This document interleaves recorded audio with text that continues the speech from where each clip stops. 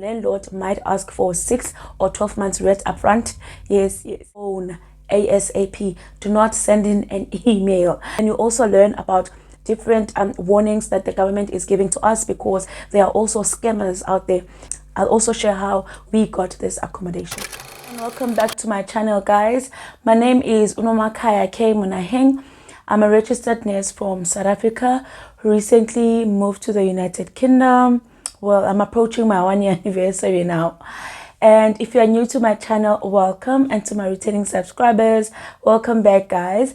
In my channel, I share about how we immigrated from South Africa and how we are settling in the United Kingdom. So if that is something that you're interested in, please do stick around. As you might have seen from the title, today we'll be talking about ways of how to get accommodation in the United Kingdom, and I'll also be sharing tips on how to go about it. I'll also share a bit on how I managed to get accommodation. It was a struggle back then, but I believe the tips that I will share will definitely help other people to get accommodation. So let's get into it. When immigrating to another country, accommodation is a big priority, and I believe that everyone needs to have a roof over their heads, right? And then there's different types of accommodation that is available out there. The first one is staying with family or friends. So if you do have that option, you are very much privileged, because it will help you with your initial support, and also it will also help you with the important basics that are needed in order to settle in a new country. And also it will give you enough time to look for your own accommodation. And then the next one could be staying in an Airbnb.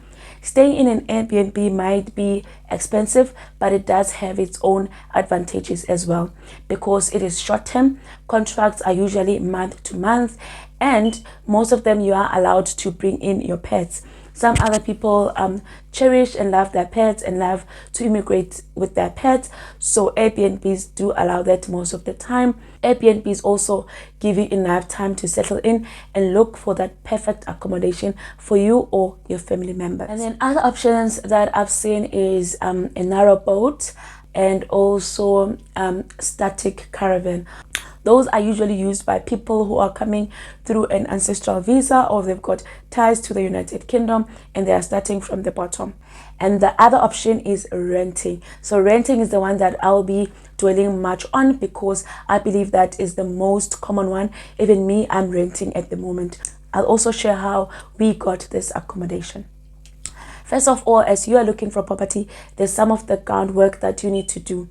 The first one is go to the gov.uk website and read where it says checklist for rentals. There you will learn of your rights as a tenant and rights of the landlord as well. And you also learn about different warnings that the government is giving to us, because there are also scammers out there. And especially if you're looking for accommodation from the marketplace, you might get scammed on those websites.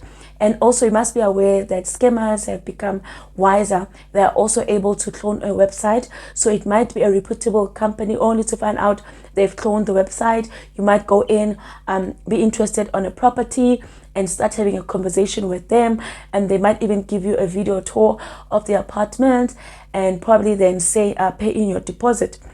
And I believe that is also not wise to put in deposit of something that you haven't seen with your own physical eye. So some of the scammers, they would push for that deposit knowing very well that that house doesn't even exist. Right? So please look out for scammers. Another way to pick up scammers is that the area that you're looking at, they might put the rent at a very low price. For example, they might say a bachelor flat in London costs £600, and we know that it doesn't cost that money, but because you are tempted and you really don't know well about the area, you might go ahead with the deal. And I must say that they are very tempting. There are people who've been scammed before, so please look out for scammers. Right? And also there's a great app that will help you in order to find more information of the area that you stay in. That website uses a postal code, and it's called Street Check. So I just put it here. Street Check tells you about the demographics of the area, and it also tells you about the housing, the crime rate, and so forth. So now we'll dive into tips of how to go about looking for rented property. My first tip is to download mobile apps for different companies. So there are a lot of letting companies in the United Kingdom. Depending on where you are, you might make use of them. So we've got your Rightmove, your Zoopla, your Country Properties, you've got Your Move, you've got all these different companies that are available. And if you are looking into shared accommodation, you can look at open rent, which is usually private landlords, roommates, Gumtree, or Roomco. So those are the different apps that are available, and you also need to make sure that you turn on your alerts.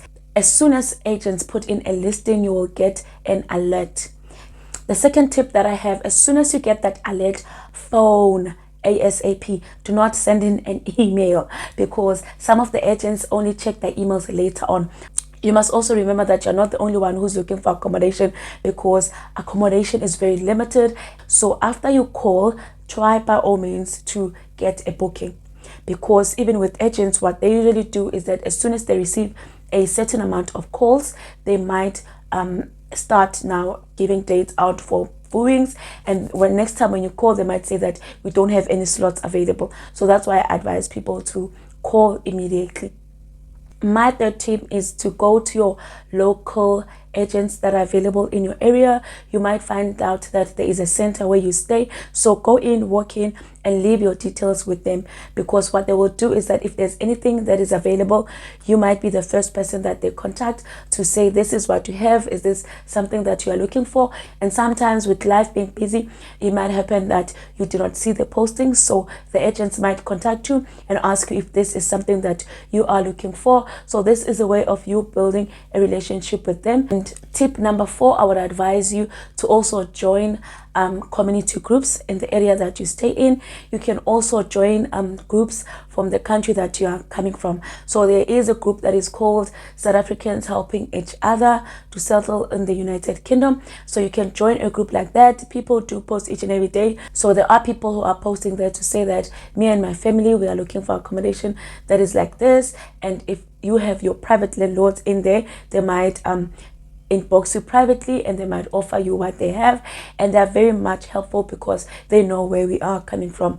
And also you might find other people, for example, when they go home to that different country, South Africa, wherever, they might look for people that can stay in the house for temporal accommodation. Yes. There are people who are offering. They will tell you that we are going to be away during this date until this date.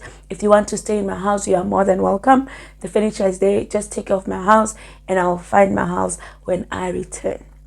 Right? So you might be lucky. So from all those tips, you might then be lucky to get a viewing. So when you go for your viewing, just be honest, look at the place and decide if this is a place that you want, and you might then be given papers for pre-applications, or they might let you know what the landlord says from all the information that you put on the website when you were doing or when you were booking for that viewing.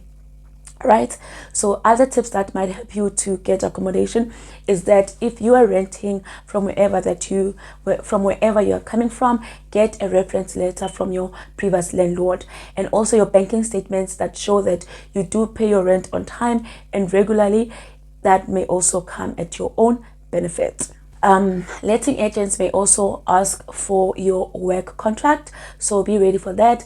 And also you might get a letter from your employer where they share more about you, the type of work that you do, and how much is your salary. So be ready with those things.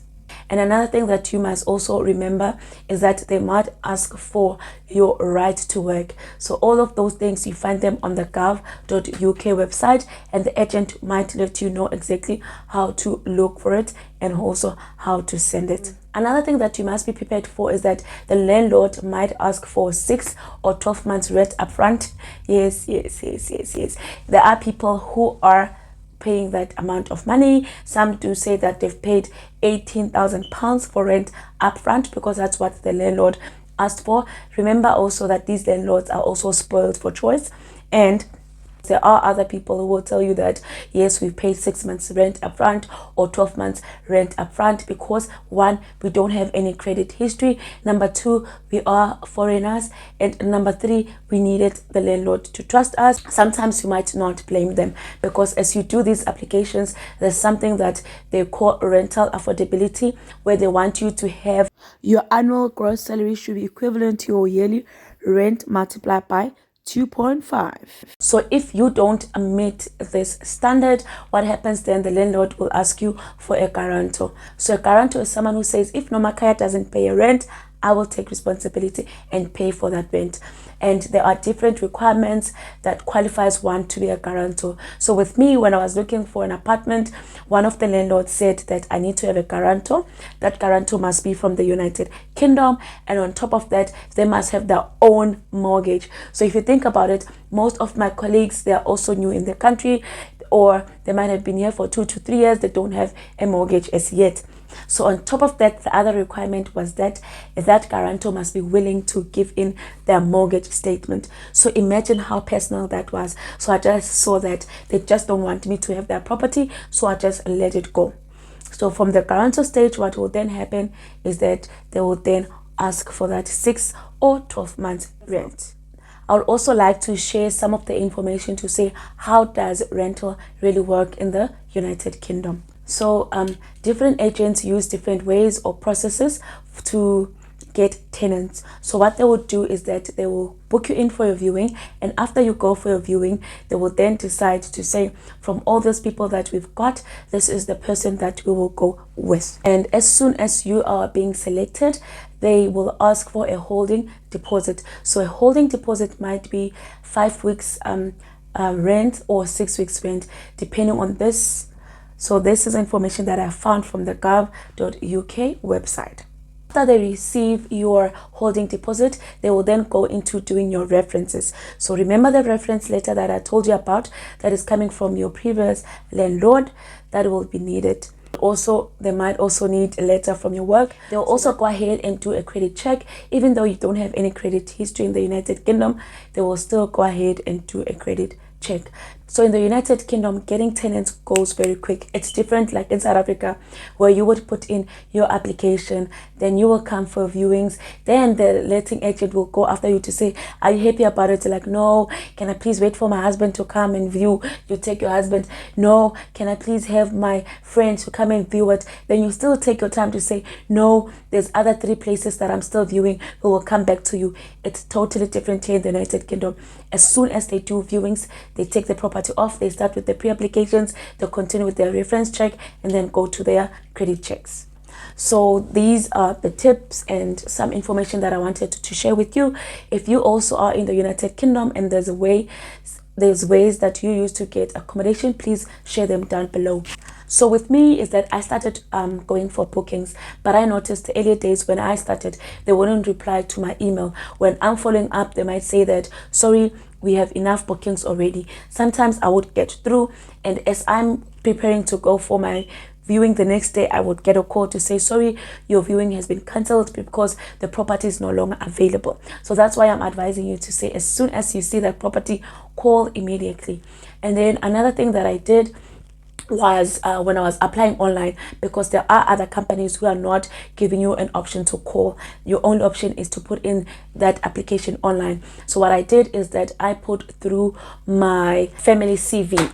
So I do encourage people to use a family CV. So a family CV, that's where you would write to say, hi, I'm looking for accommodation for my family. I've got a husband and 2 kids or 3 kids. We are looking for a 2-bedroom or 3-bedroom house, and we might really be interested. Please do trust us. We will take care of your property, and we would like to be considered for this property.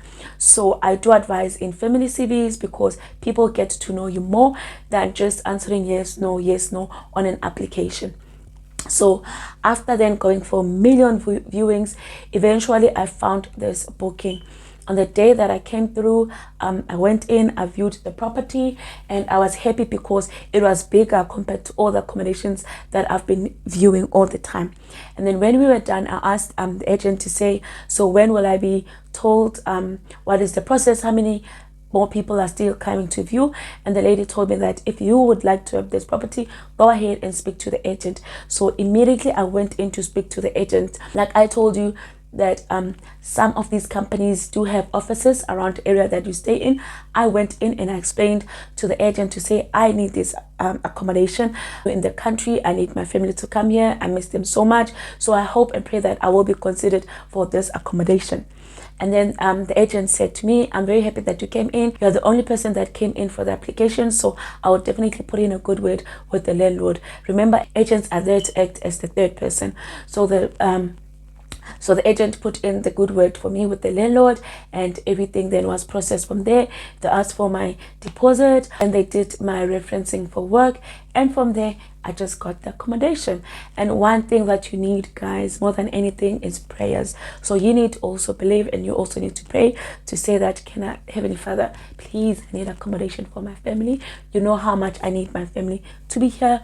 Or you might be a single person, you want your own space, because shared accommodation are also not nice to stay in, because you also need your own space. That's how I went about getting accommodation, guys. So I hope and pray that you found this video so much helpful. If it was helpful, please do comment down below and say yes, it was helpful, and share which tip that you are going to use. Please also share this video for other people who are looking for accommodation. I know it's not easy and you will find a lot of disappointments, but I hope and pray that you will find that accommodation. Until our next video, guys, toodles.